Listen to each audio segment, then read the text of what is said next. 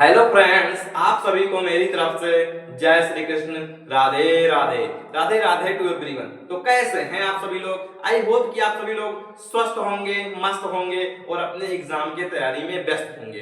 तो फ्रेंड्स, आज इस वीडियो लेक्चर में हम फार्मिक अम्ल पर वाइवा क्वेश्चन देखने जा रहे हैं। यानी अगर आपने क्लास 12 के केमिस्ट्री के 4 पेपर में फार्मिक अम्ल वाला टॉपिक बनाया है तो उससे रिलेटेड कौन से ऐसे क्वेश्चन हैं जो कि एग्जामिनर आपसे पूछेंगे, इन सभी चीजों पर डिस्कस हम इस वीडियो लेक्चर में करने वाले हैं। तो फ्रेंड्स, स्टार्ट करते हैं। सबसे पहला हमारा क्वेश्चन है कि फार्मिक अम्ल का रासायनिक सूत्र बताइए।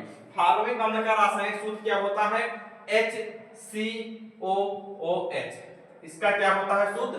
HCOOH। और अभी तक हमने क्लोरोफॉर्म पर वाइवा क्वेश्चन करा दिया है, एसीटोन पर करा दिया है, डाईएथिल ईथर पर करा दिया है और एथिल एमीन पर करा दिया है। तो आपने अपने 4 पेपर में चाहे जो टॉपिक बनाया है आप चैनल के प्लेलिस्ट में जाकर देख सकते हैं, या आपके फ्रेंड्स ने किसी ने बनाया है।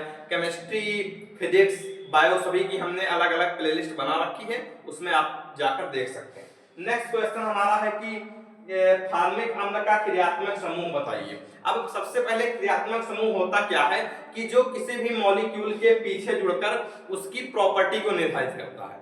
इसका कोई हमारा अणु मॉलिक्यूल है, उसके पीछे वो जुड़ गया तो वो उसके गुणधर्म को बताए, उसे हम कहते हैं क्रियात्मक समूह। तो इसके पीछे जुड़ा हुआ है COOH। इसका मतलब ये कार्बोक्सिलिक एसिड के ग्रुप का तत्व है और इसके पीछे आयोडेक्सी नाम में हम ओइक एसिड लगाते हैं।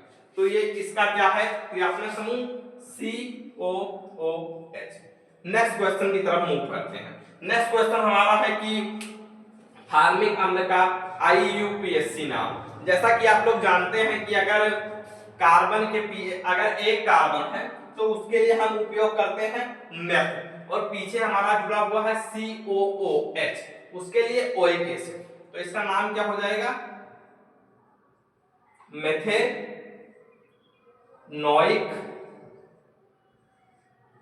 एसिड।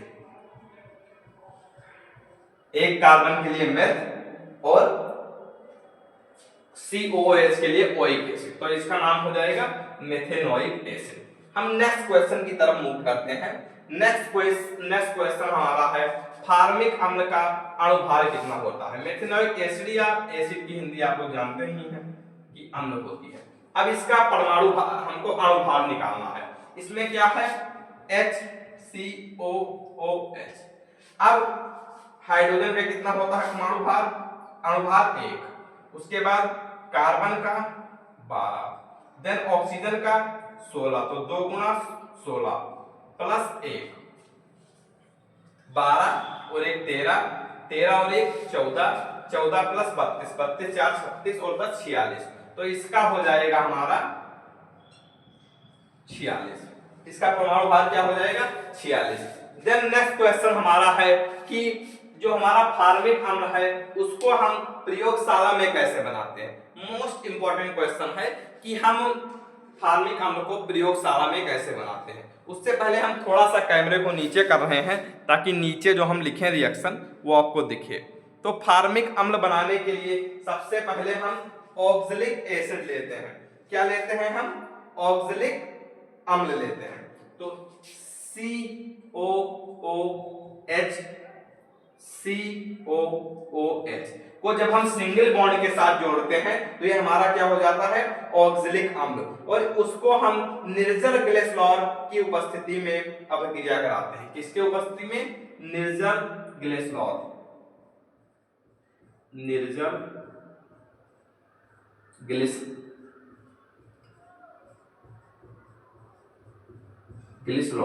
निर्जल ग्लिसरॉल की उपस्थिति में हम इसकी अभिक्रिया कराते हैं। और टेम्परेचर कितना देंगे? 100 से 110 डिग्री सेल्सियस। टेम्परेचर हम कितना रखेंगे इसका? 100 से 110 डिग्री सेल्सियस। तो हमारा यहाँ पर बन जाएगा HCOOH और प्लस में हमारा जल के अणु निकल जाएंगे H2O, या जिसको हम HOH भी बोलते हैं। तो ये हमारा क्या बन गया? फार्मिक अम्ल।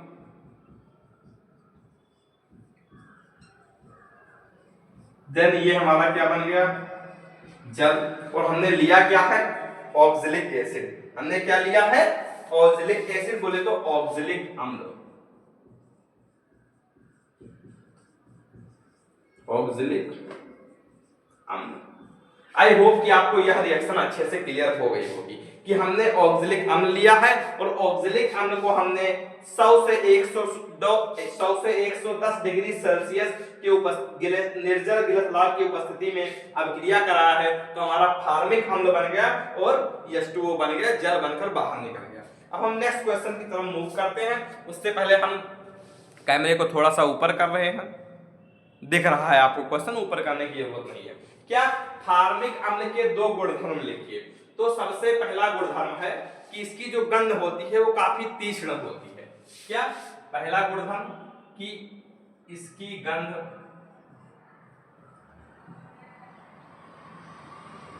तीक्ष्ण होती है।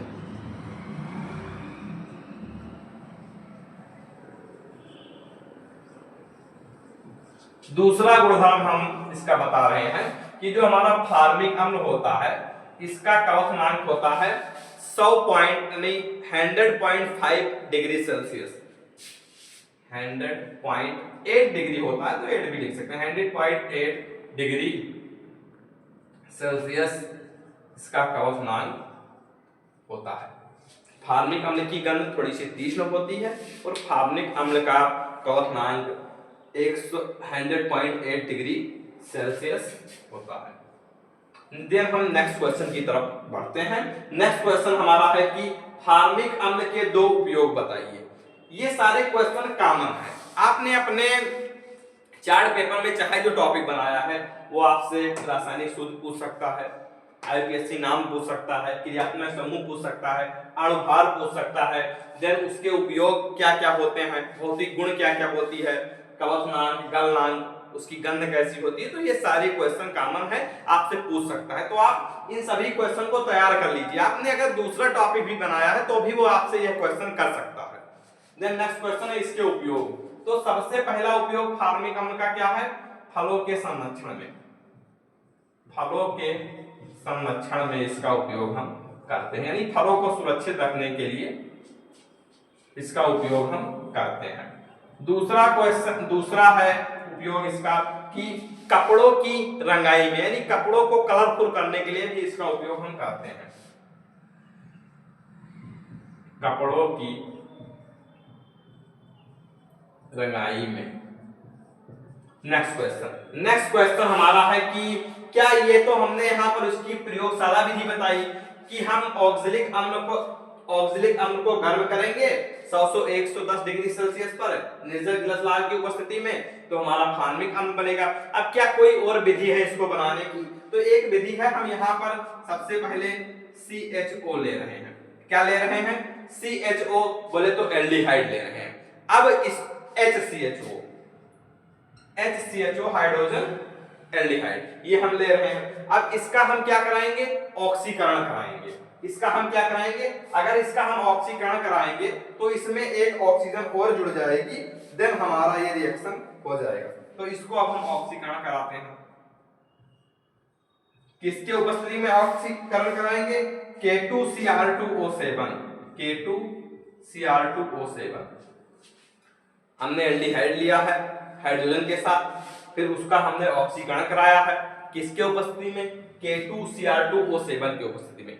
अब हमारा क्या बनेगा? फार्मिक अम्ल, HCOOH। क्या बन जाएगा? COOH बन जाएगा। अब यहाँ पर ये हमारा हाइड्रोजन है, ये हमारा हाइड्रोजन, फिर ये कार्बन, ये हाइड्रोजन इधर चला गया और ये जो ऑक्सीजन हमने इसका ऑक्सीकरण कराया, एक ऑक्सीजन इसमें और जुड़ गया। इस तरीके से हमारा क्या बन गया? CHCOOH, जो कि हमारा क्या है? फार्मिक अम्ल है, जो कि हमारा क्या है? फार्मिक अम्ल है। तो ये फार्मिक अम्ल यहाँ पर हम लिखे देते हैं। अब हम नेक्स्ट क्वेश्चन की तरफ मूव करते हैं। नेक्स्ट क्वेश्चन हमारा है कि फार्मिक अम्ल कहाँ पाया जाता है? मोस्ट इंपॉर्टेंट क्वेश्चन है, जरूर आपसे एग्जामिनर पूछ सकता है अगर आपने फार्मिक अम्ल वाला टॉपिक बनाया है। तो फार्मिक अम्ल चींटी के डंक में पाया जाता है। किसमें पाया जाता है? चींटी के डंक में पाया जाता है। जब चींटियां एक लाइन में चलती हैं तो वो फार्मिक अम्ल छोड़ते हुए चलती हैं, जिसकी सुगंध से दूसरी चींटियां उनके पीछे चलती हैं। इसलिए आपने देखा होगा कि चींटियां सदैव एक सीधी लाइन में चलती हैं, मतलब जिस तरफ चलेगी उसी तरफ चींटियां एक लाइन में ही रहेंगी। नेक्स्ट क्वेश्चन हमारा है मधुमक्खी के डंक में। मधुमक्खी के डंक में सबसे लास्ट क्वेश्चन हमारा है कि अम्ल किसे कहते हैं। मोस्ट इंपॉर्टेंट क्वेश्चन है। अब ये एकदम कॉमन है, आपने चाहे जो टॉपिक बना रखा है केमिस्ट्री में तो आपसे वो पूछ सकता है। तो अम्ल किसे कहते हैं? वह पदार्थ जो जल में घुलने के बाद H+ आयन देते हैं उसे हम अम्ल कहते हैं। क्या? जो जल में घुलने के बाद H+ आयन देते हैं उन्हें हम अम्ल कहते हैं। अब जैसा कि आपने यहां पर ले लीजिए आप HCl। HCl को जब हम जल में घोलेंगे तो ये H+ और Cl- आयनों में टूट जाएगा, तो ये हमारा एक अम्ल है। हम एक और ले रहे हैं H2SO4। इसको जब हम तोड़ेंगे तो H2H+ और SO- टूट जाएगा। ये हमारा फार्मिक अम्ल एक अम्ल है। तो HCOOH, इसको जब हम पानी में डालेंगे तो ये H+ और COOH- आयनों में टूट जाएगा। तो वह पदार्थ जो जल में घुलने के बाद H+ आयन देते हैं उन्हें हम क्या कहते हैं? अम्ल। और अम्ल का अगर एक गुणधर्म पूछे तो अम्ल और क्षार आपस में अभिक्रिया कर लवण और जल का निर्माण करते हैं। जैसे एक अम्ल हम ले रहे हैं HCl और क्षार एक हमने ले लिया, ये हमारा HCl है, और क्षार एक हमने ले लिया NaOH। तो ये दोनों जब आपस में अभिक्रिया करेंगे तो ये HOH के साथ निकल जाएगा जो कि जल का एक अणु बना लेगा, और Na+Cl हमारा एक बना लेगा NaCl। तो जब ये अम्ल और क्षार आपस में अभिक्रिया करते हैं तो लवण और जल का निर्माण करते हैं। अगर आपसे ये पूछे कि अम्ल का कोई एक गुणधर्म बताइए तो आप बता देना कि सर जब अम्ल और क्षार आपस में रिएक्शन करते हैं तो लवण और जल का निर्माण करते हैं। तो ये रहा फार्मिक अम्ल पर वाइवा क्वेश्चन। अगर आपने अपने चार्ट पेपर में चाहे जो टॉपिक बनाया है या फार्मिक अम्ल ही बनाया है तो इससे बाहर एग्जामिनर आपसे कोई कुछ नहीं क्वेश्चन पूछेगा। अगर और कोई टॉपिक बनाया है तो उस टॉपिक पर आप वाइवा क्वेश्चन देख लीजिए। हमने सभी टॉपिक पर वाइवा क्वेश्चन करा रखे हैं।